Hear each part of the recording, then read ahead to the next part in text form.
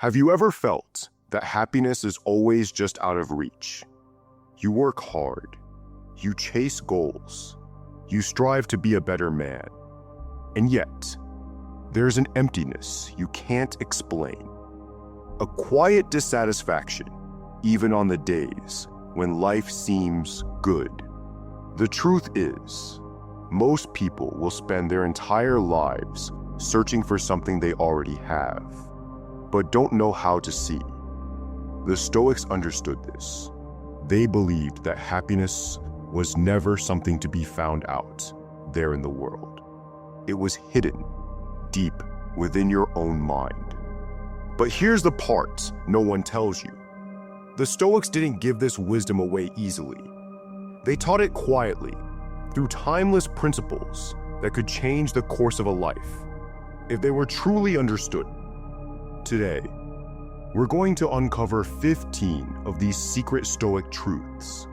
Truths buried in ancient writings, misunderstood by history, and almost forgotten in the modern world.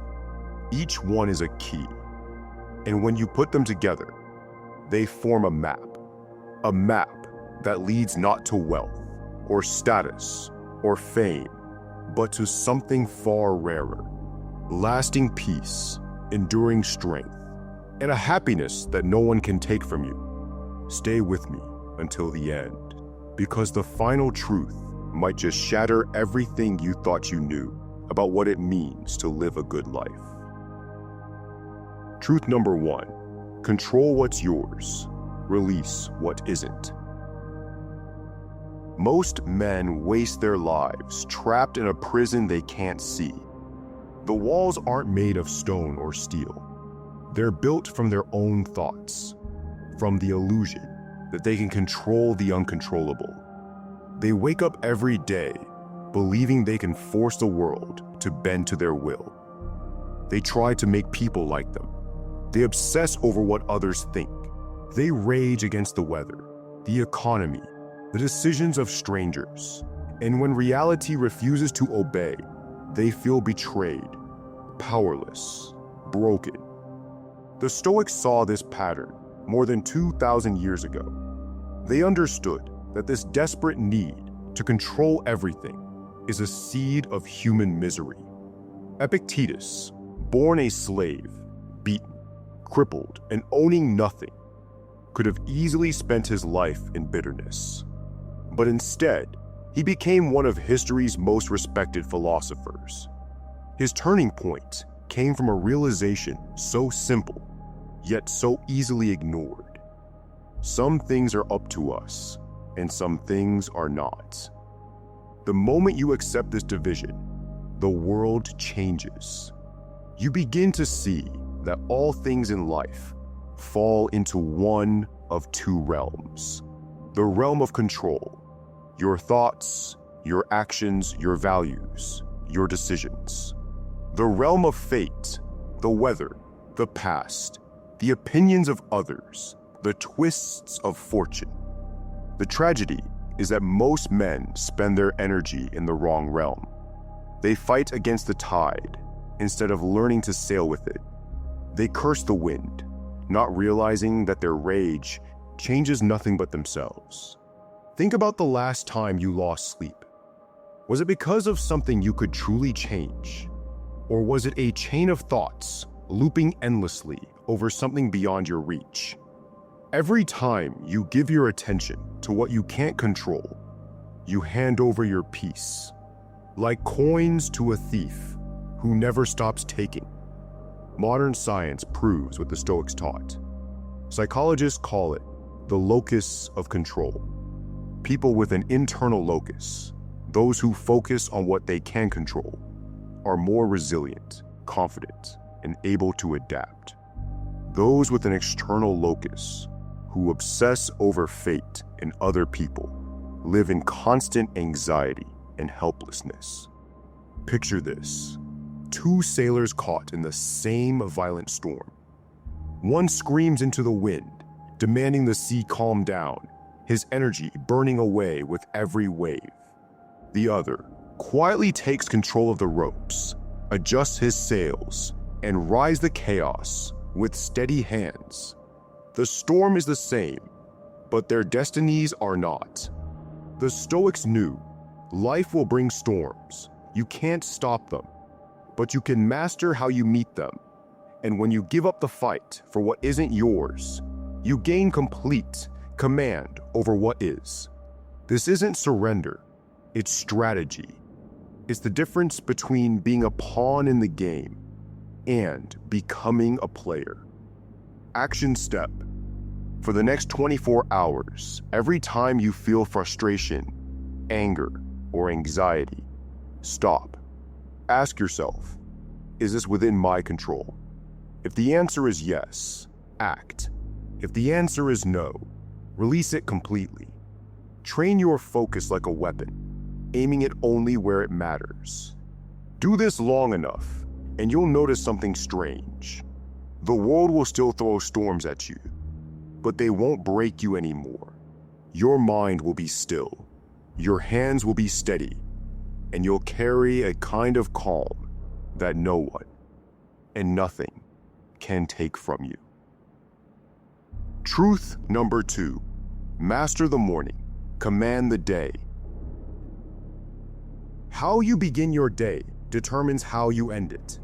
Yet most men drift into their mornings without intention, hitting snooze until the last possible moment, dragging themselves out of bed already tired, and reaching for their phones before their feet touch the ground. In those first few minutes, their mind is flooded with noise, emails, notifications, the curated lives of strangers. Before the day has even begun, they've surrendered control. They are no longer leading their life. They are reacting to it. The Stoics saw mornings as sacred, not a nuisance, but a gift. For them, the early hours were a threshold between the self and the world, a time to prepare the mind before stepping into the chaos outside. Marcus Aurelius, a man responsible for the fate of an empire, wrote to himself, "At dawn, when you have trouble getting out of bed, tell yourself, I have to go to work, as a human being." This was not the voice of a man obsessed with productivity for its own sake. It was the reminder of a ruler and philosopher that mornings were for aligning with one's duty, one's purpose, and one's virtue. Modern science now confirms what the Stoics knew intuitively. A study from the University of Toronto found that early risers tend to be more proactive, less stressed, and more satisfied with their lives. It's not about the clock, it's about control. In the early hours, the world is quiet. Your mind is clear. The demands of others have not yet invaded your space. Willpower, which psychologists describe as a finite resource, is at its highest. How you choose to spend this mental energy will decide the quality of your day. Contrast 2 mornings. In one, you wake late, rush through getting dressed, scroll through headlines, and gulp down coffee as you race to meet the day. By the time you reach your first real task, your mind is already tired from decision fatigue, and you feel like you're catching up to life rather than steering it. In the other, you rise before the noise begins. You sit in silence. You write down what matters most for the hours ahead. You move your body, stretch, or walk outside. You choose your first thought, your first word, your first action. One morning leaves you scattered.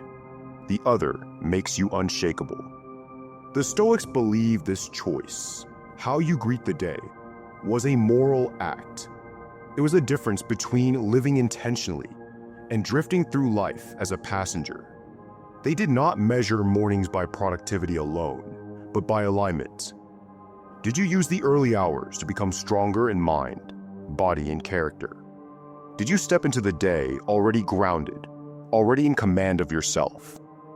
Becoming a morning person does not mean joining the 4 a.m. club overnight.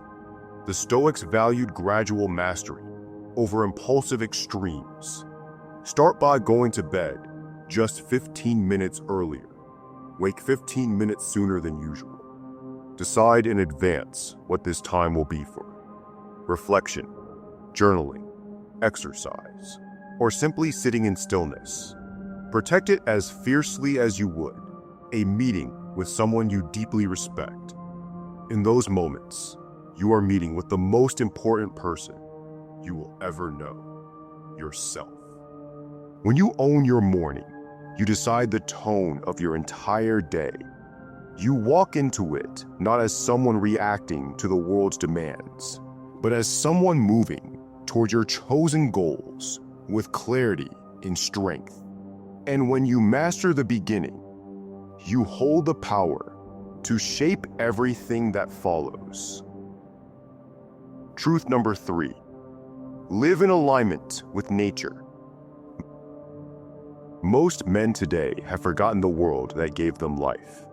They spend their days sealed inside, under buzzing fluorescent lights, breathing recycled air, staring into a glowing screen that tricks their eyes and warps their sense of time. They wake in a box, travel in a box, work in a box, and return to another box at night. Days pass in a blur. Seasons change without notice. The sun rises and sets, yet they barely feel it on their skin. This is not how we are meant to live. This is not how we were designed to exist. The Stoics saw nature not as a backdrop to life, but as life itself. To them, living in accordance with nature was not optional. It was the foundation of wisdom and peace. Marcus Aurelius wrote, "The universe is change. Our life is what our thoughts make it." He understood that nature is not only the trees, the rivers, and the wind, but also the great order that governs the universe and the nature within ourselves. If you live in conflict with that order, you create your own suffering. If you live in harmony with it, you find your place in the world and move through it with peace. Modern science confirms what the Stoics knew long before laboratories existed. Research in environmental psychology shows that spending even 20 minutes in a natural setting lowers cortisol, the hormone of stress, and boosts mental clarity. Japanese studies on Shinrin-yoku, or forest bathing, have revealed that immersing yourself among trees can lower blood pressure, strengthen your immune system, and improve mood for days afterwards. The human mind and body evolved for millions of years under the open sky, in connection with the living earth. To cut ourselves off from that connection is to cut ourselves off from one of our most ancient sources of strength. Think about the last time you felt truly alive. Maybe it was standing barefoot in grass, hearing the sound of waves against the shore, or watching the sun rise in a sky painted with colors no camera can capture. In those moments, your problem seemed smaller, your thoughts slowed, your breathing deepened. That was not a coincidence. That was your body remembering what it was made for. That was your spirit recognizing its original home. The Stoics saw nature as the ultimate teacher. The turning of the seasons shows us that nothing lasts forever, that growth, decay, and renewal are all part of the same cycle. The wind shows us the wisdom of bending instead of breaking. The river teaches persistence, wearing down the hardest stone, not through force, but through steady, patient movement. These lessons are everywhere if you are willing to look.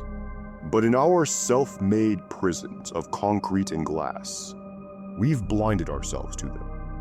Living in alignment with nature doesn't mean abandoning your life and disappearing into the wilderness. It means allowing nature back into your life in ways both small and great. Begin simply. Step outside every day without your phone. Feel the air on your face.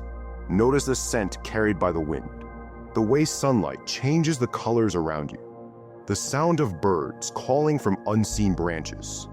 Walk slowly, without rushing to the next task. Spend more time in green spaces, parks, gardens, forests.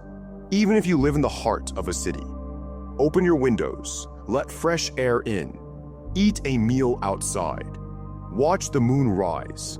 These small acts reconnect you to the larger rhythm of life. Over time, something changes. You begin to feel that rhythm inside you. Your mind grows quieter. Your patience deepens. The frantic pace of the modern world begins to feel less important because you have tapped into something older, stronger, and unshakable. The Stoics knew that when you align yourself with nature, you align yourself with truth.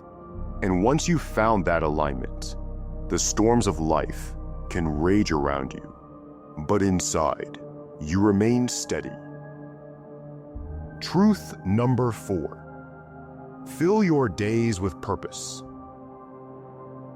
Time is the most valuable thing you will ever possess. Yet, it is the easiest thing to waste. You can lose money and earn it back. You can lose possessions and replace them. But once a day has passed, it is gone forever. Most men do not lose their lives all at once. They lose them in fragments. A morning wasted here, an evening lost to distraction there, a weekend spent in meaningless activity. And before they know it, years have slipped away, and they cannot point to anything of substance they have built. The Stoics saw time as a sacred trust, not a resource to be casually spent. Seneca wrote, "It is not that we have a short time to live, but that we waste much of it." He knew that an empty schedule does not bring freedom. It brings decay. A man without purpose drifts through his days like a ship without a destination, vulnerable to every passing current and every wind that blows. And just like a ship, drifting always leads to the same place: wreckage. Living with purpose does not mean filling every moment with work until you collapse.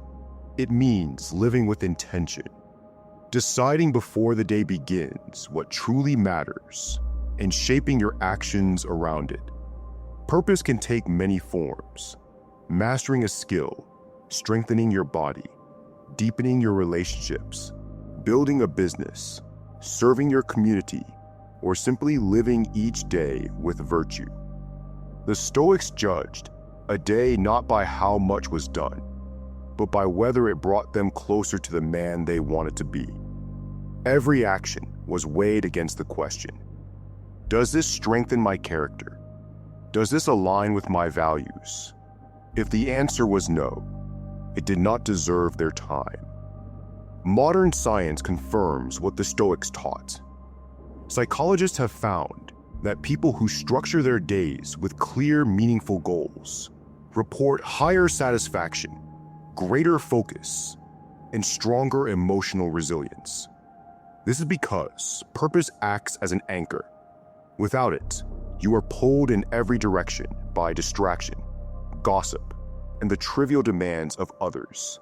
With it, you filter out the noise and channel your time toward what truly matters. Think of the days in your life that have left you with a deep sense of satisfaction. They were not the days you did nothing. They were the days you moved forward, completing a meaningful project, training with discipline, having an honest conversation that brought you closer to someone you care about. Those days left you feeling lighter, clearer, more alive. That is the quiet reward of living with purpose. The Stoics also knew that life will not always follow your plans. Disruptions will come: illness, setbacks, sudden demands. Purpose does not mean rigidity. It means adaptability without losing direction. If circumstances change, ask yourself, given the time I have left today, what is the most meaningful thing I can do now? This simple question can transform a day that feels lost into a day redeemed. To fill your days with purpose is to live each one as if it could be your last, not in panic, but in clarity. It is to treat your time as something sacred, never spent carelessly, never traded for things that leave you weaker. If you live like this, years from now, you will not look back with regret. You will see a life built with intention, a life that meant something to you and to the world you leave behind. Truth number 5, never abandon what you love.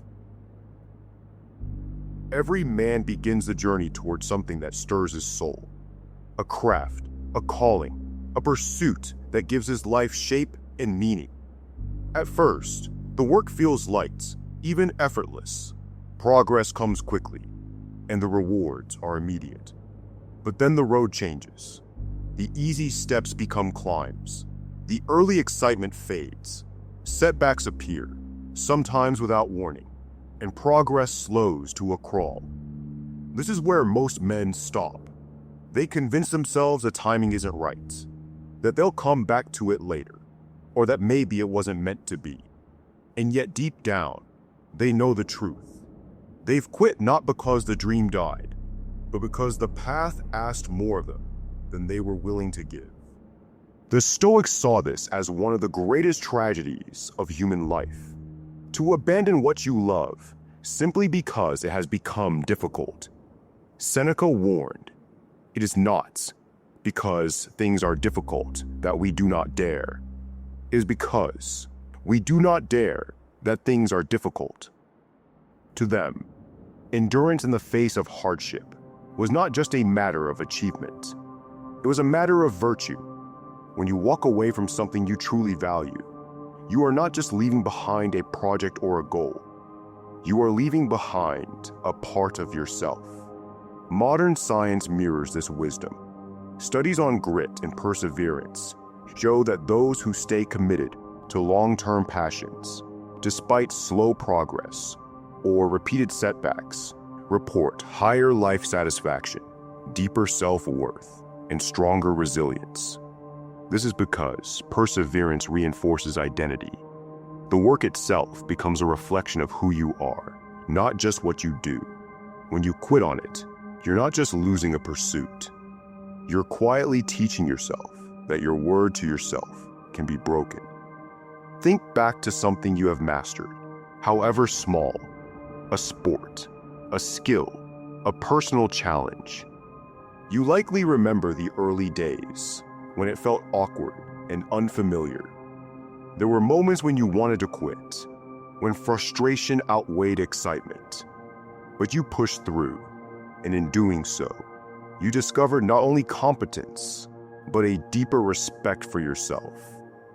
That transformation didn't happen in spite of the struggle.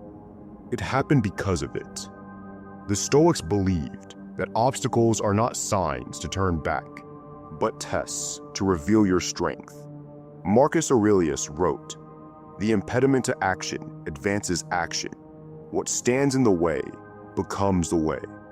What if every difficulty you face in the pursuit of what you love is not a barrier, but the forge where your character is made? The fire is not there to burn you. It's there to refine you. This is not a call to chase everything you start. Not every road deserves to be walked to the end. But when something touches the deepest part of you, when it stirs both your mind and your spirit, abandoning it will leave a scar. It will whisper to you in quiet moments, asking what might have been if you had only endured. That regret is heavier than any obstacle you will meet on the path. If you find yourself struggling, change your approach before you change your direction. Break the work into smaller steps. Focus on the next move, not the entire climb. Progress will not always be visible day to day, but over time, the steps you take will build into something remarkable. The Stoics would remind you that you cannot control when the reward will come, but you can control whether you keep showing up for the work. A man who makes a habit of quitting lives, a life of unfinished stories, but a man who endures, who refuses to abandon what he loves, build something unshakable. Years from now, when you look back, you will not remember the moments when it was easy. You will remember the moments when you almost gave up and didn't. And that will be the foundation on which your pride, your peace, and your legacy will rest. Truth number 6, choose kindness from strength. In a world driven by speed, competition, and self-interest, kindness can appear weak. Many mistake it for passivity, for being soft, for letting others take advantage of you. But the Stoics saw it differently. To them, kindness was not born from weakness. It was the product of strength. Marcus Aurelius, the most powerful man of his time, wrote, "Kindness is invincible, but only when it is sincere, with no hypocrisy or faking." For a Roman emperor who commanded armies and ruled over millions, this was not a hollow sentiment. It was a reminder that true strength is the ability to remain calm, fair, and compassionate, even when the world pushes you toward anger, revenge, or cruelty. Kindness is a choice, and like all choices, it is fully within your control. You cannot decide how others will treat you, but you can decide whether to mirror their hostility or to rise above it. The Stoics believed that by treating others with decency, regardless of their behavior, you preserve your own integrity. You do not become like those who act unjustly. Instead, you hold to your principles, which no one can take from you. Science supports this ancient view. Studies have shown that acts of kindness not only improve the well-being of the receiver, but also of the giver. Performing a simple kind act releases oxytocin, the bonding hormone, which lowers blood pressure, reduces stress, and increases feelings of connection. Kindness spreads in ways that are invisible, but powerful. A single act can set off a chain reaction, improving the mood and actions of people you may never meet. Psychologists call this the kindness contagion, and the Stoics would have recognized it as a reflection of our shared humanity.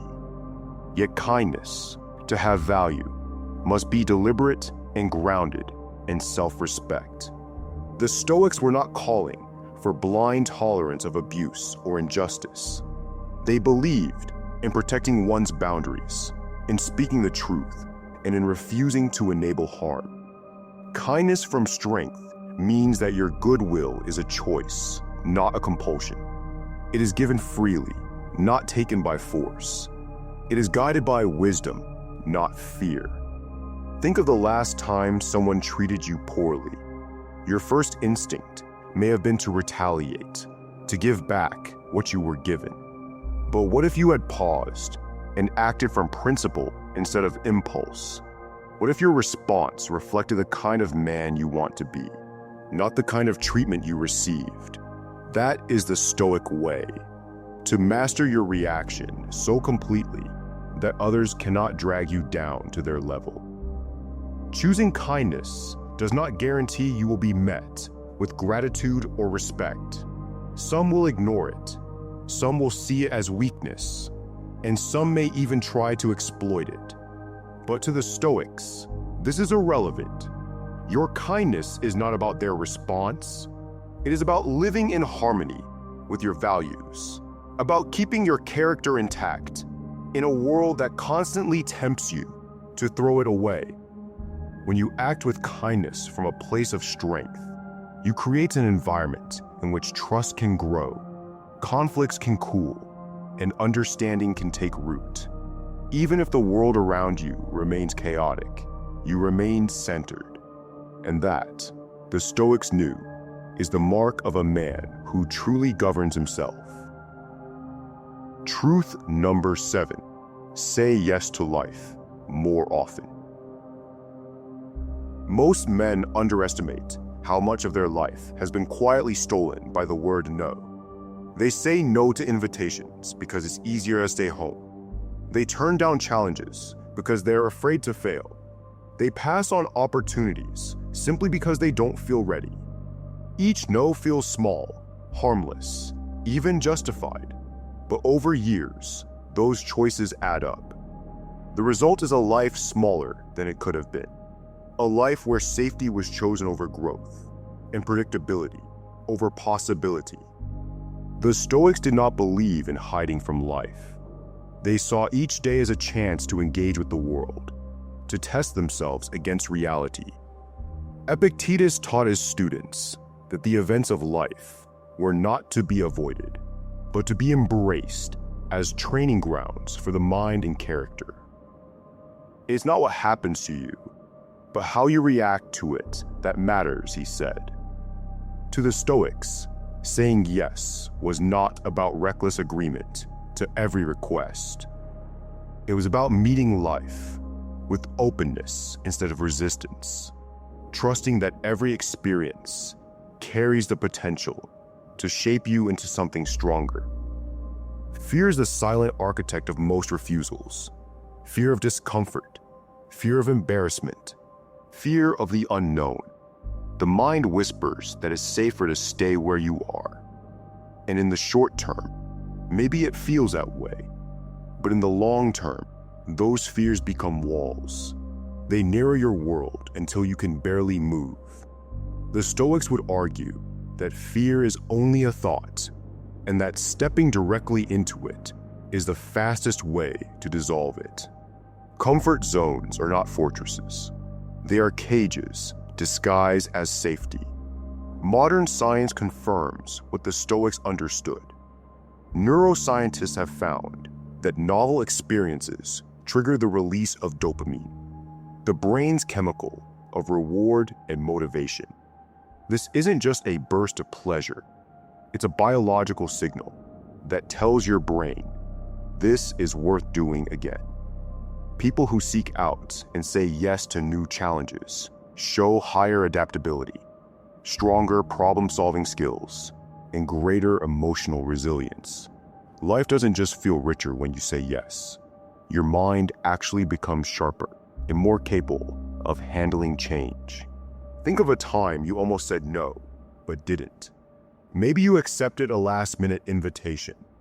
Maybe you tried something you had no idea how to do. Maybe you stepped into a room where you didn't know a single person. At first, there was discomfort, the tension of being somewhere unfamiliar. But then something shifted. You found yourself laughing with a stranger, learning a skill you never considered, or standing in a place that will later become important to you. That moment, which could have been avoided with a simple no, became a thread in the fabric of your life. The Stoics would advise that you measure decisions not only by their convenience, but by their capacity to expand you. Marcus Aurelius wrote, "Look well into thyself. There is a source of strength which will always spring up if thou wilt always look." Saying yes more often forces you to look into that source, to tap into abilities you didn't know you had. Even when the outcome is uncertain, the act of stepping forward builds courage, flexibility, and self-respect. Of course, not every yes is wise. Stoicism is grounded in reason, and that means filtering opportunities through your values. If something threatens your principles, compromises your integrity, or distracts from your higher goals, a firm no is the right answer. But if your refusal is rooted in fear, laziness, or avoidance, then it is not protecting you. It is holding you back. Life does not wait for you to feel ready. The moments that could change you will pass whether you step into them or not.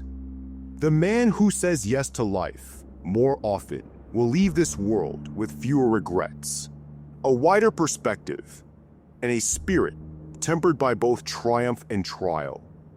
The Stoics would call that living fully, not by avoiding uncertainty, but by stepping into it with the quiet confidence that whatever comes, you will face it as a willing participant in your own life. Truth number 8. Disconnect to reconnect.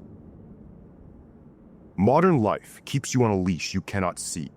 It vibrates in your pocket. It glows on your desk. It whispers for your attention with every notification, every message, every headline. And each time you answer its call, you give away a piece of your presence until, without noticing, you have lived the entire day, everywhere, except where you are. The Stoics never faced smartphones, but they knew the danger of divided attention. Seneca warned, "He who is everywhere is nowhere." In other words, when your mind is scattered across countless things, you cannot fully experience any of them. Technology itself is not the enemy. The Stoics would not condemn tools that connect people, share knowledge, and make life easier. The problem is not the device. It is our dependence on it. When you cannot sit in silence without reaching for your phone, when the thought of being unavailable fills you with unease, you have given up one of the most precious things you own: control over your own attention. And without attention, there is no deep thought, no true connection, no lasting peace. Science has now measured what the Stoics understood intuitively. Studies show that excessive screen time is linked to higher anxiety, shorter attention spans, and reduced emotional well-being.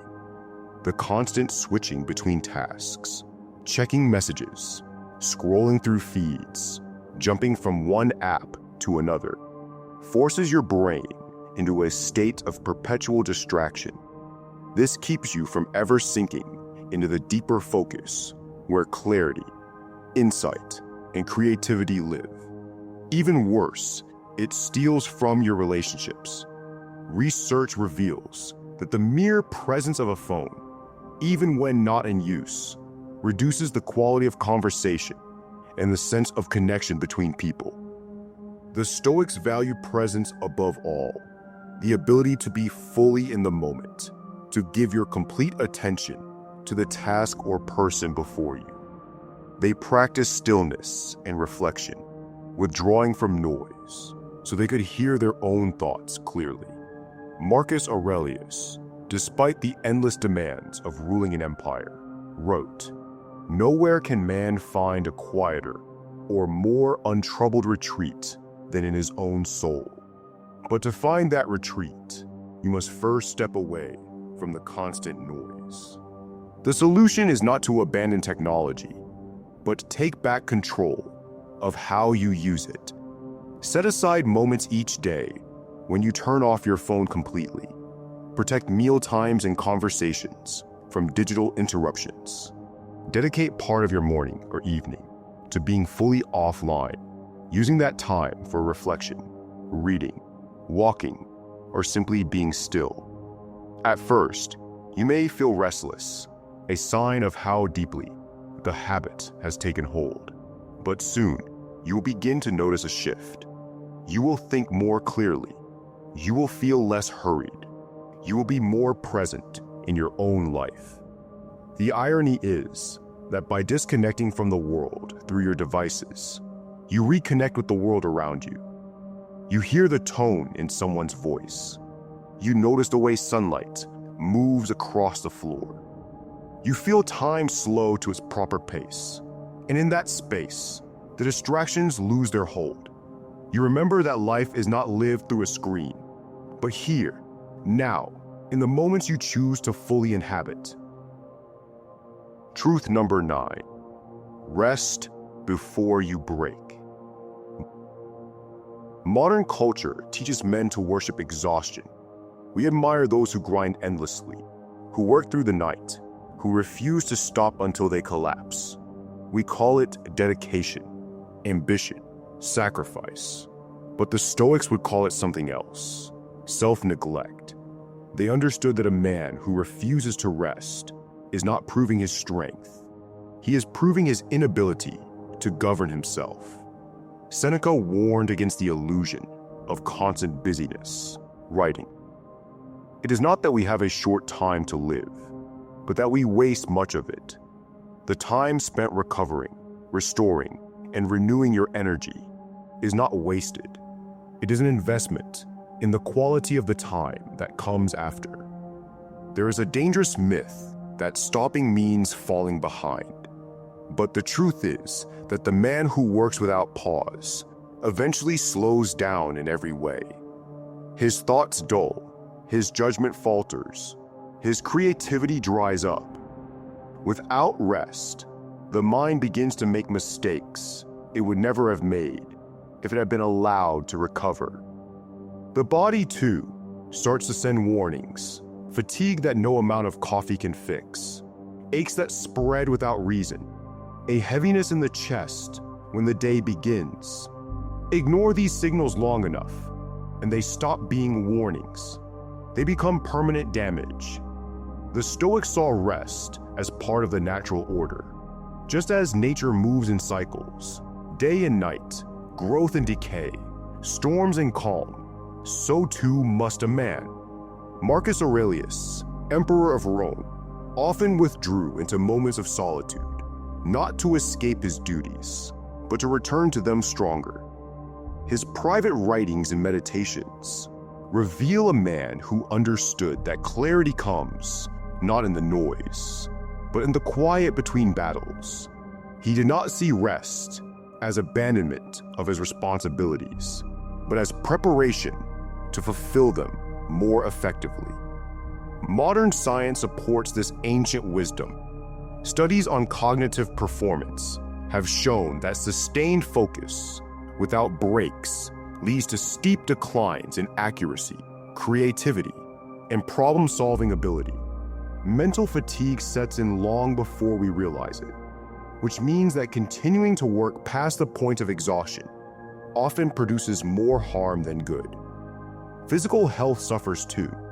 Chronic overwork raises stress hormones, weakens the immune system, and increases the risk of heart disease.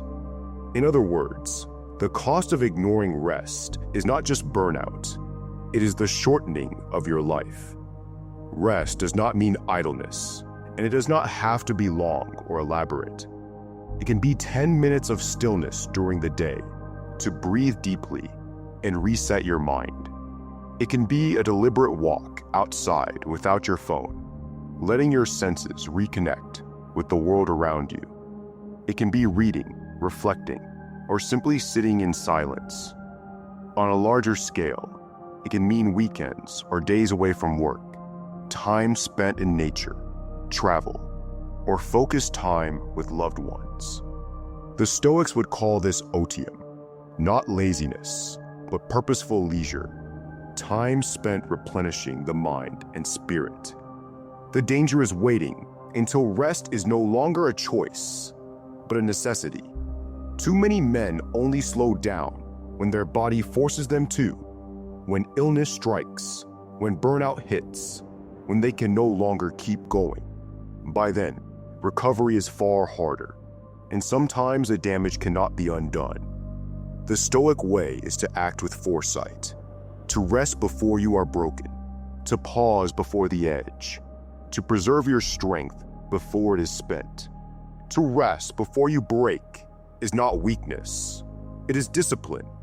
It is the recognition that your energy is finite and precious, and that preserving it allows you to give more to your work, your relationships, and your purpose over the long term. The man who masters rest as well as work will outlast and outperform the man who only knows how to push. As the Stoics knew, life is not a sprint to be finished in one burst of energy. It is a long campaign, and only those who know when to fight and when to recover will see it through to the end. Truth number 10, guard and nurture your relationships. When men think about building a good life, they often focus on achievement, wealth, and personal mastery. But the Stoics understood something that modern research has now confirmed beyond doubt. Without strong relationships, all the rest is hollow.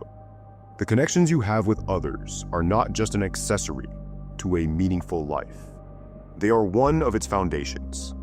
Marcus Aurelius, a man with power over millions, still reminded himself, "Men exist for the sake of one another. Teach them then, or bear with them." This was not sentimental philosophy.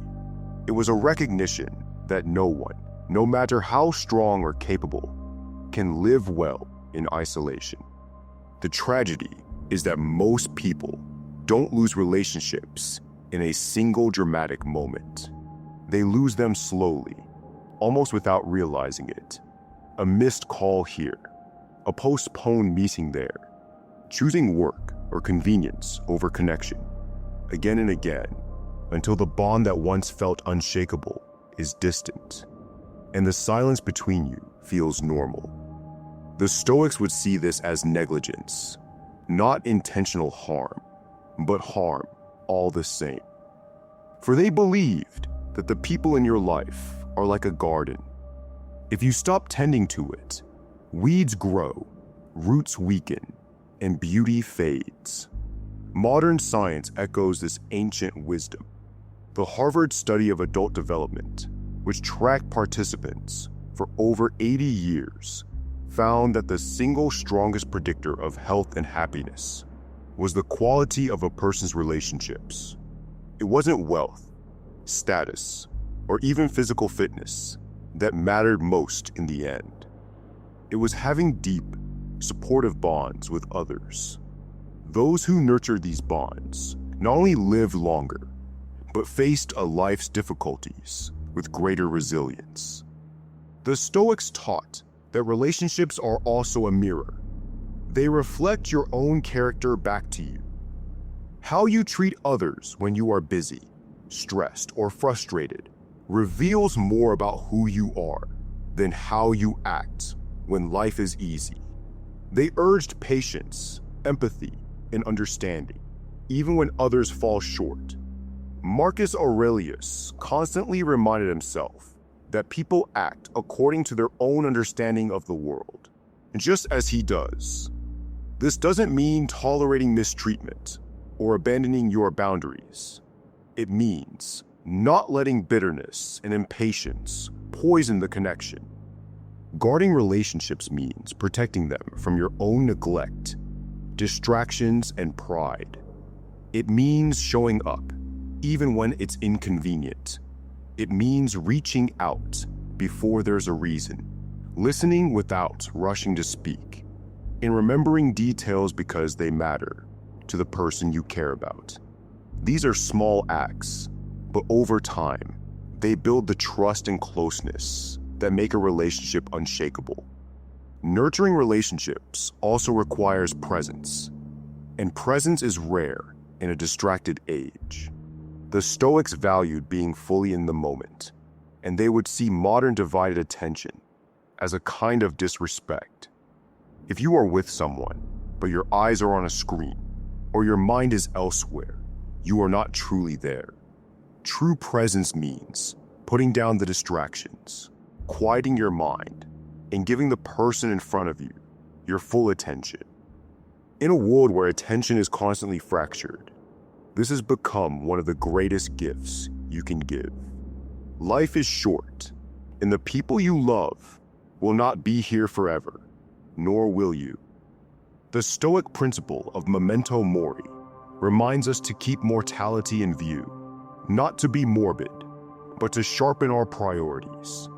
If you knew that today was your last day with someone you care about, what would you say? How would you act? Those are the things you should do now, while you still can. In the end, when the achievements, possessions, and titles have faded, what will remain are the relationships you built, the lives you touched, the love you gave, the moments you shared. Guard them fiercely, nurture them intentionally, because they are not just part of a good life. They are the proof that you lived one. Truth number 11, help others without expecting return.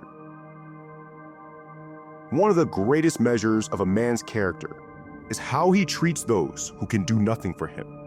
The Stoics believed that to live well is to contribute to the well-being of others, not for recognition, not for advantage, but because it is right. Marcus Aurelius wrote, "What is not good for the beehive cannot be good for the bee." To the Stoics, humanity was a single community, bound together like the cells of a living organism. Helping others was not an act of charity. It was an act of living in harmony with nature itself. The modern world often treats kindness as a transaction. Favors are given with silent expectations attached, generosity offered with the hope of repayment, help extended only if it serves one's own interests. But the Stoics saw this as corruption of the soul. True virtue, they taught, is doing what is right because it is right, not because it will be noticed or rewarded.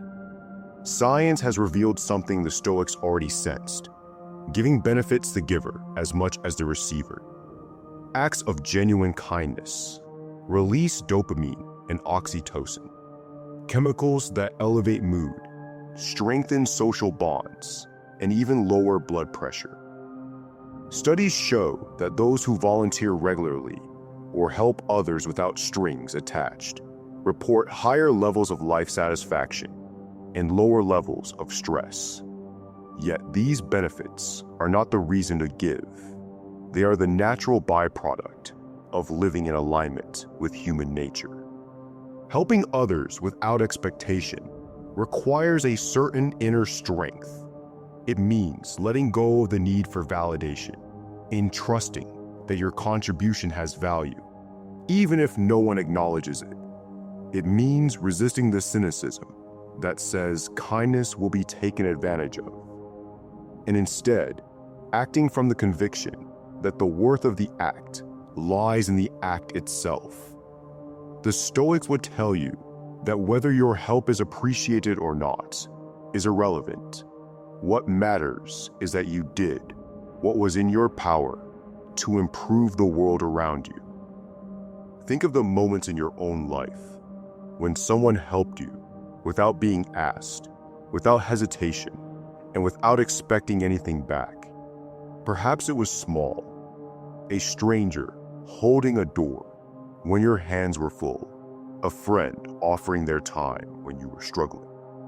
You likely remember not just what they did, but how it made you feel, seen, valued, supported. Those moments stay with us because they are rare and because they speak to the best in human nature. The Stoics believed that we each have a role to play in the greater whole. Just as the hand helps the body without asking for thanks, we should act for the good of the community without demanding reward. This does not mean sacrificing your well-being for others at every turn. The Stoics valued balance and self-care. But it does mean being willing to give of your time, skills, and attention when it serves the greater good. Helping others in this way changes you.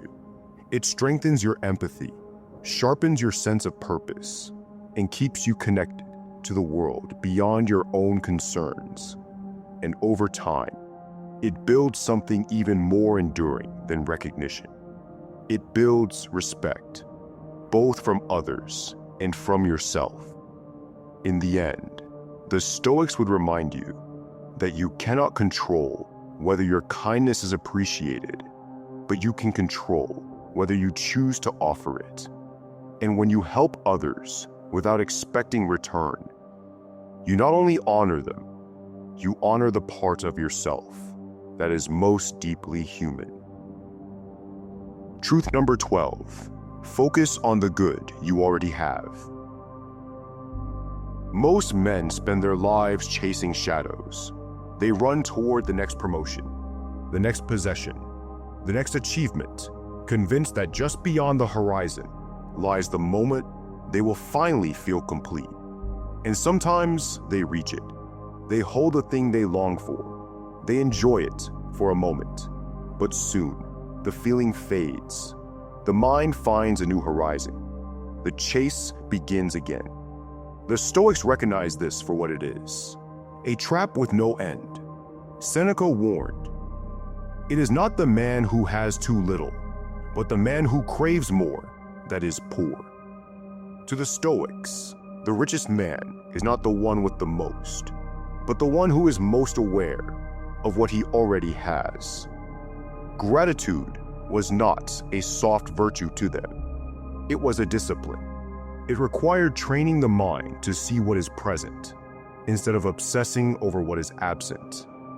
When you shift your attention from scarcity to abundance, from longing to appreciation, you break the cycle that keeps so many in quiet misery. Modern science has put numbers to what the Stoics knew intuitively. Research on gratitude shows that consciously reflecting on what you're thankful for, even for just a few minutes a day, strengthens optimism, reduces anxiety, and even improves sleep. People who regularly practice gratitude report greater resilience in the face of challenges and deeper satisfaction in their relationships. This isn't just a pleasant emotional state. It's a rewiring of your brain's attention system. The more you notice what's good, the more good you see. The Stoics didn't wait for life to be comfortable before they gave thanks. Marcus Aurelius, despite ruling an empire through wars, plagues, and betrayals, began his mornings by reminding himself of simple gifts: that he had woken up, that he could breathe, that he could think, speak, and act. He did not dismiss these as trivial. He recognized that they could be taken from him at any moment, and that to overlook them was to live blind to life's deepest blessings. Focusing on the good you already have does not mean giving up ambition or settling for mediocrity. The Stoics were not opposed to striving. They were opposed to striving from emptiness. They believed that growth should be fueled by a sense of wholeness, not lack. When you pursue a goal from gratitude, you move steadily, without desperation, because you are not chasing completion. You are building on an already full life. A simple daily ritual can anchor this mindset. Each morning or evening, pause and name 3 things you are grateful for. They don't have to be grand or dramatic. In fact, the smaller and more specific, the better. The sound of rain against your window, the meal you shared with someone you love, a challenge that forced you to grow. Over time, this practice changes your vision. You begin to see that life is not made of extraordinary moments alone. It is made of countless ordinary ones that, if noticed, become extraordinary in themselves. The Stoics also tied gratitude to memento mori, the awareness of mortality. They understood that everything you value is temporary. The people you love, the abilities you have, even your own heartbeat. Rather than depressing them, this truth made them more alive. It sharpened their attention to the present and deepened their appreciation for what they still held in their hands. When you live with this awareness, you stop postponing gratitude until some imagined future. You see that the only time to be thankful is now. In the end, the man who focuses on the good he already has is untouchable by the poverty of endless wanting. He may work toward more, but his peace does not depend on it. And when life inevitably takes things away, he will still have the habits and the strength of seeing what remains. Truth number 13. Let go of grudges. When someone wrongs you, the wound can run deep. The betrayal, the insult, the injustice, they echo in your mind long after the moment has passed. At first, holding on to the anger feels like power. It feels like a way to keep the pain from fading, as if forgetting would let the offender win. You tell yourself that you're protecting your dignity by remembering every detail, by keeping the anger alive. But the Stoics saw through this illusion. They understood that a grudge is not armor. It is a chain, and you are the one who wears it. Marcus Aurelius, a man who faced conspiracies, political rivals, and betrayal, even from those closest to him, wrote, "The best revenge is to be unlike him who performed the injury." In those words lies the Stoic antidote to resentment. Refuse to let another person's actions shape the quality of your own mind. A grudge means you are still carrying the offense with you, not in your memory as a lesson, but in your heart as a poison. And that poison does not harm the one who wronged you. It corrodes you from within. The Stoics were not naive about human nature. They did not deny that wrongs are committed or that people can act with malice, but they believed that clinging to anger only deepens your suffering. Epictetus taught that when someone acts unjustly, they do so out of ignorance, weakness, or misunderstanding. This does not excuse their behavior, but it reframes it in a way that allows you to release the personal sting. When you see that another's faults are born of their own limitations, you can stop making their actions the centerpiece of your life. Modern psychology now affirms what the Stoics practiced. Studies on forgiveness reveal that those who let go of grudges experience lower stress levels, better sleep, stronger immune systems, and greater overall well-being. The mind is not built to hold anger indefinitely. It treats every memory of harm as a fresh wound, keeping the body in a state of tension and readiness for conflict. Over years, this can drain your energy, cloud your thinking, and even shorten your life. Letting go does not mean forgetting. It means remembering without carrying the emotional weight.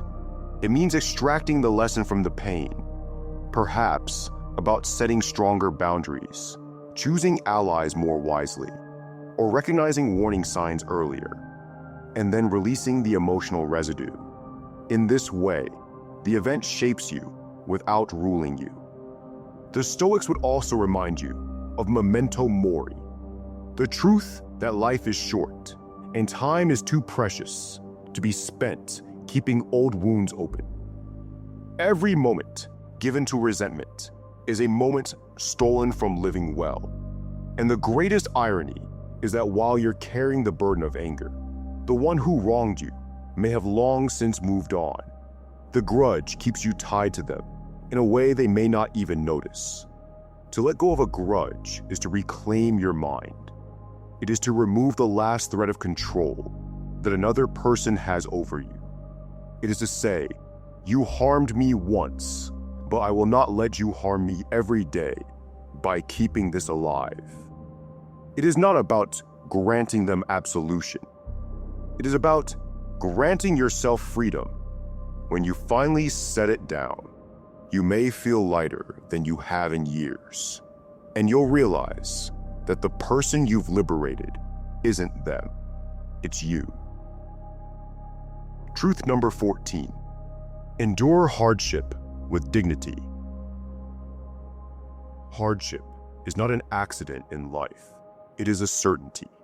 No man, no matter how careful, powerful, or disciplined, will escape it. There will be seasons when the ground beneath you gives way, when you lose someone you love, when your plans collapse, when the things you counted on vanish without warning. In those moments, the question is not why me. The Stoics knew that suffering visits all, but how will I carry myself through this? Epictetus, born into slavery, crippled for life, and stripped of personal freedom for years, could have drowned in bitterness. Instead, he built his philosophy on the one thing that could not be taken from him: his ability to choose his response. We cannot choose our external circumstances, he taught, but we can always choose how we respond to them. That choice The decision to endure with dignity is the dividing line between being broken by hardship and being forged by it. Enduring with dignity does not mean suppressing all emotion. The Stoics never denied the reality of pain. They felt grief, loss, and frustration as any human does. But they refused to be ruled by these emotions. To endure with dignity is to feel the weight of hardship without letting it crush your will or corrupt your character. It is to carry yourself in a way that years from now, you can look back on and say, I did not let this make me less than I am. Modern psychology echoes this truth. Resilience, the ability to recover from setbacks, is not about avoiding pain, but about moving through it with a sense of purpose and self-control. Studies on post-traumatic growth show that many people emerge from severe adversity with greater mental clarity, stronger values, and deeper appreciation for life. Hardship becomes the furnace in which strength of character is formed, if you choose to let it. The Stoics often use nature to illustrate resilience. Marcus Aurelius compared the mind to a rock standing unshaken while waves crash against it. The waves cannot break the rock. They only break themselves upon it. In another image, Seneca wrote of trees that grow tall and strong by withstanding storms. Their roots dig deeper into the earth, precisely because they have been tested. The lesson is clear. A life without hardship leaves you shallow-rooted. But endurance with dignity is not only about surviving, it's about refusing to compromise your principles when tested. Many men, when hardship strikes, justify actions they would once have condemned. Dishonesty, cruelty, selfishness. The Stoics would call this the true defeat. To come through the fire alive, but with your integrity in ashes. They believed that it was better to suffer with honor than to succeed by abandoning virtue. For what is the value of victory if you can no longer respect yourself? Practically, the Stoic approach to hardship begins with the dichotomy of control. Accept what you cannot change, not with resignation, but with the understanding that resistance to the inevitable only multiplies pain. Direct your effort toward what you can influence. Your actions, your attitude, your perspective. Anchor yourself in daily practices that steady your mind. Journaling your thoughts, reading philosophy, reflecting in silence, or simply reminding yourself that this too shall pass. And perhaps, most importantly, remember memento mori, that life is short, and even your current suffering is part of a finite existence. When you endure hardship with dignity, you transform it from an enemy into a teacher. You emerge not only intact, but sharpened. Others will see your composure and find strength in it. But more importantly, you will know that you faced the storm without surrendering the man you are. And in that knowledge lies a kind of peace that no comfort could ever give you. Truth number 15. Live as if today were your last. Most men move through life as though time is theirs to spend freely, as though the days ahead stretch out in an endless line. They put off the things that matter, the words they mean to say, the dreams they mean to chase, the forgiveness they mean to offer, because they believe there will always be more time. But the Stoics knew there is no such guarantee. They live with the constant awareness that each day could be the last, not to darken their thoughts, but to sharpen them. Marcus Aurelius, who could have surrounded himself with every comfort and distraction, instead reminded himself daily, you could leave life right now. Let that determine what you do, say, and think. The Stoics call this memento mori. Remember you must die. They did not see it as morbid, but as a way to strip life down to what is essential. When you truly accept that your time is finite, you stop living as if you are rehearsing for some future performance and start treating every day as the main event. You speak the truth instead of waiting for the perfect moment. You take the first step toward what matters instead of endlessly preparing for it.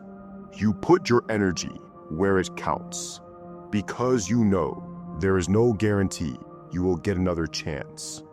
Modern science has found that this awareness changes behavior in profound ways. Studies on mortality salience, the conscious acknowledgement of our own death, show that when people face this reality honestly, their priorities shift. They value relationships more deeply. They become less concerned with trivial irritations and more focused on meaningful work. They waste less time on distractions that do not serve them. Far from draining joy, the awareness of life's brevity makes it richer. Food tastes better. The air feels fresher. Time with loved ones becomes more vivid because you understand it is not infinite. The Stoics practiced memento mori deliberately. Seneca advised his students to keep death in mind daily, not as a source of dread, but as a compass for living. It is not that we have a short time to live, but that we waste much of it, he wrote. When you carry this truth with you, the hours of your life take on weight. You see each one as a coin you can spend only once, and you begin to ask, am I spending it well? Living as if today were your last does not mean chasing reckless pleasure or abandoning your responsibilities.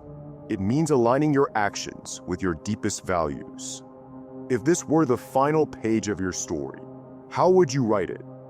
Would you fill it with mindless distraction, with bitterness, with hesitation? Or would you fill it with action, with love, with courage? The Stoics believed that if you live each day as though it could be your last, one day you will be right. And on that day, you will meet the end without fear, because you will have already lived fully. To live this way requires honesty and discipline. It means ending each day with the question, if I did not wake tomorrow, would I be content with how I live today? And if the answer is no, you adjust. You make the changes now, not when it is convenient, not when you have more time, but now, while you still can. One day will be your last. You do not know when it will come, but you can decide here and now that whenever it arrives, you will meet it with calm and dignity, knowing you lived as the Stoics taught, awake, present, and unafraid. 15 Stoic truths, each one simple in words, yet difficult in practice. These are not ideas to admire once and forget. They are disciplines to be lived, tested, and refined every day. The Stoics knew that wisdom is not measured by what you know, but by how you live. And the man who lives by these truths will carry something the world cannot take from him. Inner steadiness in the face of chaos, dignity in the face of loss, and clarity in the face of distraction. Happiness, as the Stoics saw it, was never about chasing comfort or avoiding hardship. It was about meeting life exactly as it is, with courage, discipline, and gratitude. You will not master these truths in a week or even a year, but if you choose to walk this path, to return to these principles again and again, you will find that over time, you are no longer thrown off course by every storm. You will stand like the rock Marcus Aurelius described, waves breaking at your feet, your mind unshaken. Carry these truths with you, reflect on them daily, and when the world tries to pull you into distraction, resentment, or fear, remember that you have a choice. You can live as others do, reactive, restless, easily swayed, or you can live as the Stoics did, grounded in reason, and aligned with virtue. If you enjoyed this video, hit the like button, share your thoughts in the comments, and subscribe to our channel for more Stoic wisdom. See you in the next video.